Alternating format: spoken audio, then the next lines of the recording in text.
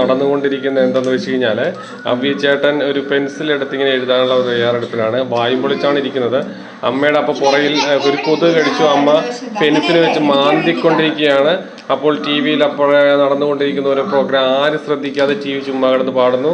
അപ്പോൾ അമ്മ കണ്ണൊക്കെ തിരുമ്പി കാരണം ഉറക്കത്തിൻ്റെ ലാഞ്ചന അമ്മയുടെ കണ്ണിൽ ഇങ്ങനെ വന്നിരിക്കുകയാണ്. അതാ അമ്മ കൈയൊക്കെ എടുത്ത് മുകളിലോട്ട് എറിയുന്നു. ആ കൈ വേണ്ടെന്നാണ് തോന്നുന്നത്. 2 പ്രാവശ്യം എറിയുന്നു.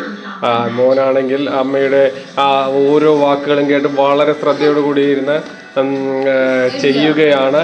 പക്ഷേ അതിനകത്തൊരു കള്ള ലക്ഷണം അവൻ്റെ മുഖത്ത് നോക്കിയാൽ അറിയാം. കള്ളത്തരങ്ങൾ വളരെ വ്യക്തമായി തന്നെ കാണാം.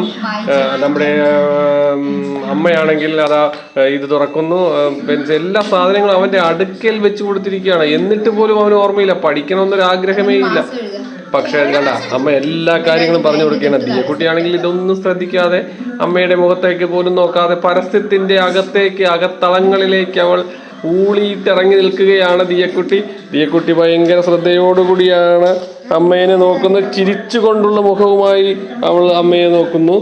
ദിയാന ഇങ്ങോട്ട് നോക്കൂ. ദിയാന കുട്ടിയുടെ കണ്ണ് കാണട്ടെ. ഈ സൈഡുകളിലേക്ക് നോക്കൂ. ദിയാനക്കുട്ടി ഇല്ല, ദിയാനക്കുട്ടി നോക്കുന്നില്ല.